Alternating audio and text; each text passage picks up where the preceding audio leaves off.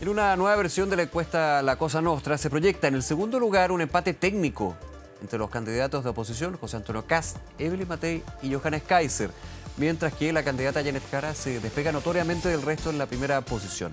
Vamos a profundizar en estas proyecciones, el ambiente electoral. Estamos para eso con Alberto Mayol, sociólogo, analista político y uno de los fundadores de La Cosa Nostra. Alberto, siempre un placer, gracias por el tiempo. No, muchas gracias a ti, Nicolás. A ver, muchas encuestas que seguimos semana a semana o cada cierto tiempo, digamos, pero relevante lo que pasa con La Cosa Nostra porque habla de un empate técnico de los tres candidaturas de la derecha, de la oposición, digamos. ¿Cómo lo evalúan eso? O más que cómo lo evalúan, ¿cómo llegar a eso? A ver, nosotros, lo que pasa es que nosotros hacemos una encuesta quincenal, como las otras, ¿ya? Tenemos un muy buen rendimiento, nosotros partimos el 2020, nos ha ido bastante bien en precisión, pero ahora hay un escenario que es muy curioso porque todas las encuestas estamos marcando distinto, y dentro de eso que es distinto, nosotros estamos muy separados del resto. Muy distinto. Muy distinto. Entonces hay una situación de mayor riesgo para nosotros o para ellos. Ok, entiendo. Entonces, sí, claro. Esa es la situación. Ahora, ¿qué es lo que pasa? Que nosotros estuvimos trabajando, cuando vinieron las primarias, un sistema de modelamiento para cuando tenemos un resultado, proyectar a los días que faltan la elección. Porque vienen las curvas de movimiento de los datos y tú puedes proyectar a dónde debiera llegar esto, si el escenario se mantiene igual. Claro. Y lo que nosotros hicimos fue, además de tener los resultados que nos indican, grosso modo, 36 Jara, 21 para Kast, 18 para Matei y 17 para Kaiser, los cuatro primeros, ¿ya? Resulta que nosotros proyectamos por cómo se vienen comportando los datos y nos da que en un mes más, ¿ya? que cuando terminamos, un mes más, cuando venga la elección, vamos a tener todos probablemente en 20. ¿Ya? En un margen de movimiento dentro del 19 al 20, ¿ya? Y eventualmente al 21. Ese es el margen de movimiento. Pero ¿cómo se logra proyectar eso? Esa mirada... No, son modelos matemáticos que a partir de los datos, alimentado con todos los datos que tenemos de antes y alimentado con algún grado de imputación. En el caso nuestro, por ejemplo, lo único que tiene de novedoso más allá de la parte matemática es que dijimos hay un debate más y ese debate le dimos el impacto que tuvo el anterior, o sea, lo hicimos símil. Lo que le fue bien en el anterior, le fue bien de nuevo, decimos, por decirlo así. Perfecto, ya. Jugamos con eso porque el debate siempre puede mover más de lo normal. Mueve 1,5 para los que les va bien para arriba, ¿ya? Frena a algunos, en fin, tiene un efecto. Entonces repetimos el efecto de ese, ¿ya? Y a partir de eso, más cómo se están comportando las curvas, para decirlo en simple, por ejemplo, Kaiser viene subiendo 7 puntos en 2 meses. ¿Ya? Esa curva no hay ninguna razón para que se frene del todo. Puede frenarse un poco, pero seguramente va a seguir subiendo. Pero puede encontrar techo, digamos. Puede encontrar un techo. Kaiser, digo, eso eventualmente. Puede encontrar un techo, pero eso se analiza porque el perfil que está comiendo es un perfil que es un perfil de Kast. Él solo está llevándose en este momento votos de Kast. Que eso es interesante, perdón Alberto, porque dentro del análisis más macro, digamos, de las encuestas, que son referencias importantes para ir midiendo y tomando el pulso. Y para la decisión de las personas. Y para la decisión de las personas, porque van generando también realidad y el presente mirando al futuro. O sea, es súper relevante eso y es un muy buen insumo. Lo que se ha dicho es que siempre en las encuestas estaba el voto indeciso. Que el candidato o candidata tenía que ir a buscar al indeciso, el que no tiene claro si votar por A o por B. Mucho análisis he leído yo que ese voto indeciso existe, pero es bastante menor ahora. O sea que el candidato y candidata tiene que ir a buscar a el candidato o candidata más cercana, en el caso, por ejemplo, que tú decías. Lo que pasa es que yo creo que hubo históricamente un error metodológico respecto a los indecisos. Ah, ya, ok. Porque si yo te pongo en la encuesta que estás indeciso... No sabe, no responde. El no sabe, no responde, ¿ya? Si yo te doy muchas alternativas para que tú no digas un resultado que es comprometedor, yo te estoy preguntando una cosa que es privada. Sí, claro. Que es difícil de responder. Entonces, ¿qué es lo que hay que hacer en un buen cuestionario? Es que tú partes con otras preguntas, entretienes a la persona, siente que es una cosa más atractiva que solamente... Le genera hasta confianza. Hay confianza y entonces tú le planteas el tema, le dices, oye, vamos a hablar de este tema, y entonces ahí aparece ese voto, y porque si te aparece 20% indeciso, y tú sabes que los nulos van a ser 2-3%, ¿ya? Y que los que no van a votar van a ser, qué sé yo, un 8%, entonces tú dices, bueno, pero me sale 20, 22, estoy perdiendo 10, 12 puntos. Sí, claro. Entonces, tengo que preocuparme de cómo obtener esos datos. Nosotros lo que tratamos de hacer son mecanismos para que tengamos ese margen mucho más bajo, esa pérdida. Ya. Eso es lo que tratamos de hacer y a nosotros por eso nos aparece, por ejemplo, Janet Jara con 36, que nos tiene súper confiados, a pesar de que Distinto a los 27, 26, 28 que muestran otras encuestas. Me puedo equivocar. Claro, pero si tú tienes 20, 25 que no te están contestando, resulta que lo más probable es que, supongamos que ella se lleva 36, se va a llevar 36% de ese grupo de indecisos y al final va a llegar a los 36, se va a llevar 8 puntos. Entonces, en el fondo, el problema es ese, que tú estás viendo un resultado que todavía no está maduro. ¿Qué es lo normal? Lo normal es que los indecisos voten muy parecido a los que están decididos.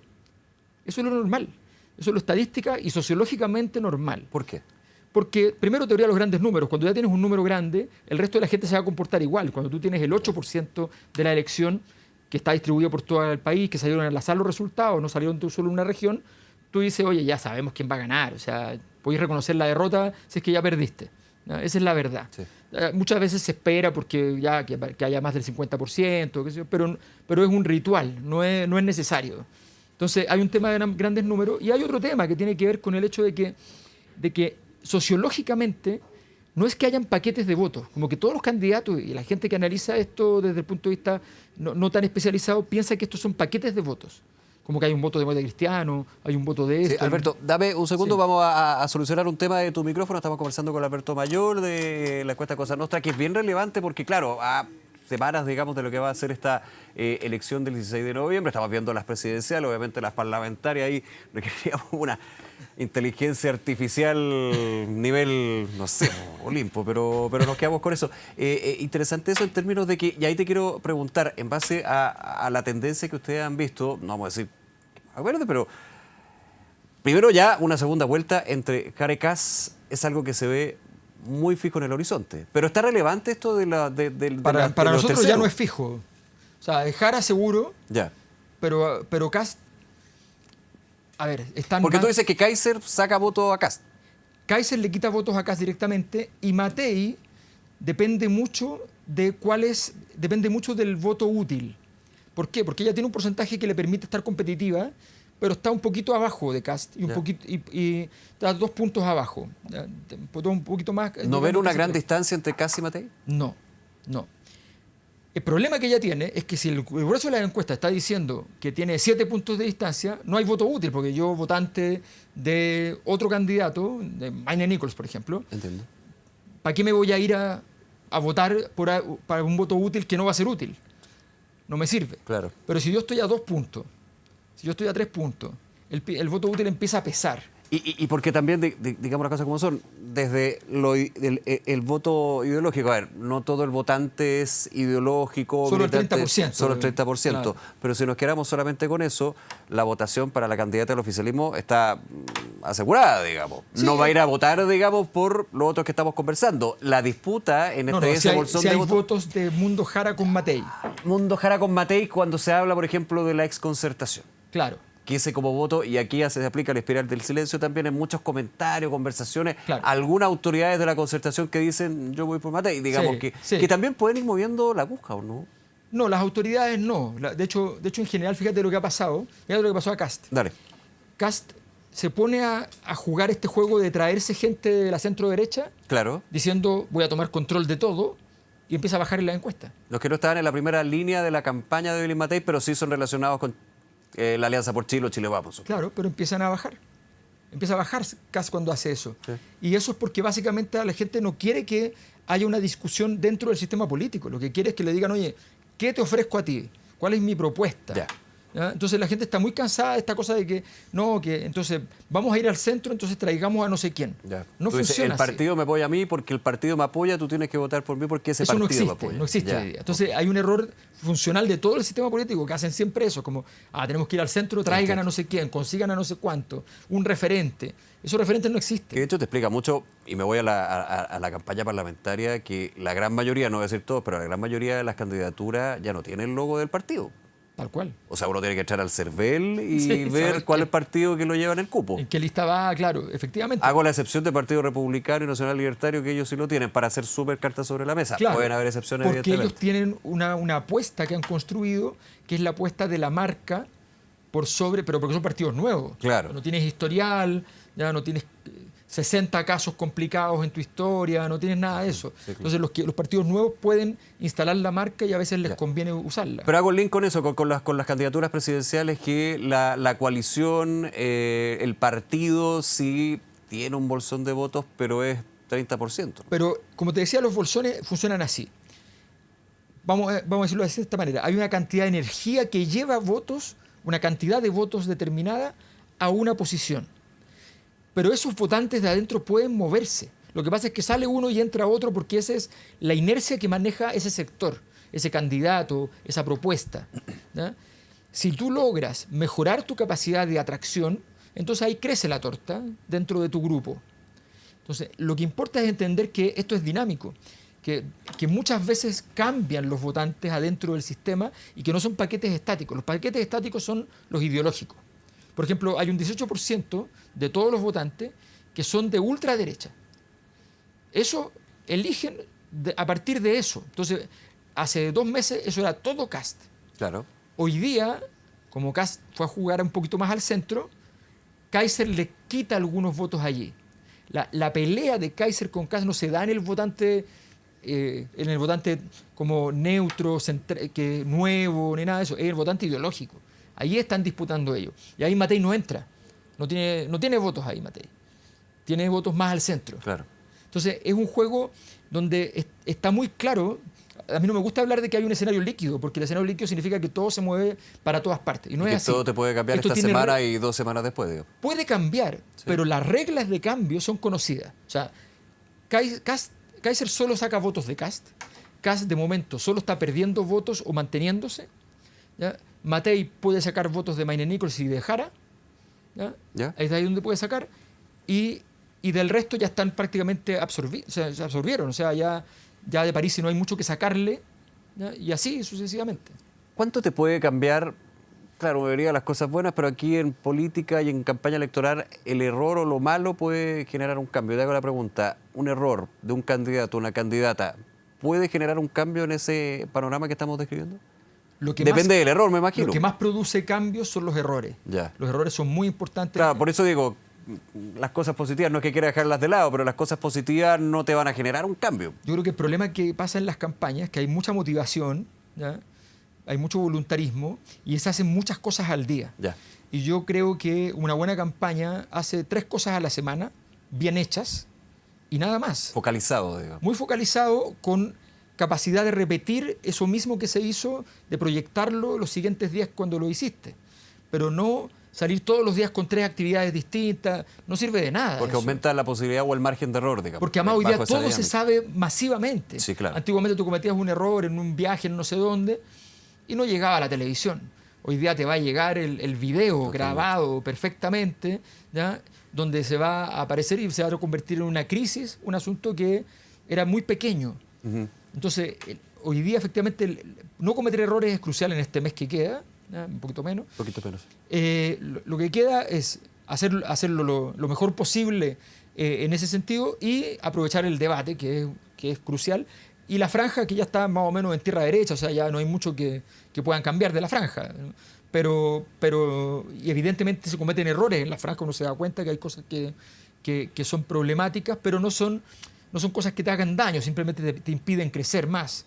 Pero hay errores que sí te pueden generar un daño. Por ejemplo, hoy día, como te decía, Matei está buscando votos de Maine Nichols y está buscando votos de Jara. Bueno, no puede hacer un comentario muy de derecha.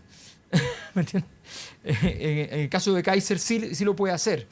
En el caso de Kast, ¿conviene ir a pelearle a Kaiser lo que está logrando o conviene ir a...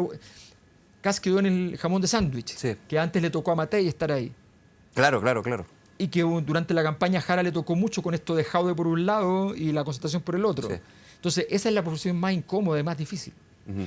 Tú dices que de alguna manera esta semana, como que la recomendación que haría no es replegarse, evidentemente, pero sí bien agotado la aparición. El debate es otra historia, digamos, porque si no va al debate... No, eso es súper importante. Ahí se juega todo. Sí. Los debates son muy importantes. Porque el debate uno se va a diferenciar o va a potenciar lo que es su postura como yo quiero ser presidente, vote por mí para ser presidente o presidente.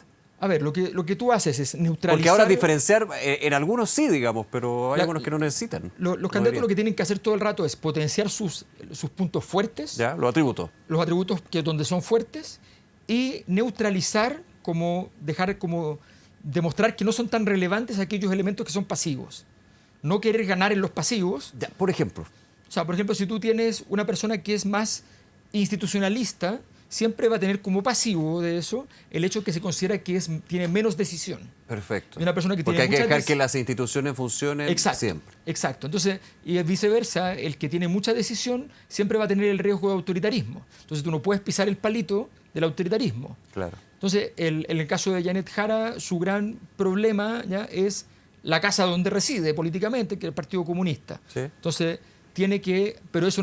pero diferenciarse en eso no le sirve para ganar, le sirve para mantener un higiénico y que la gente te escuche.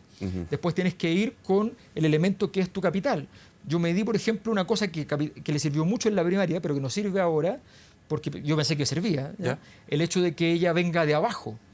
Lo medí. Y la historia de origen, digamos. Claro. Okay. Y entonces al 10% le importa, al resto no le importa. Ya.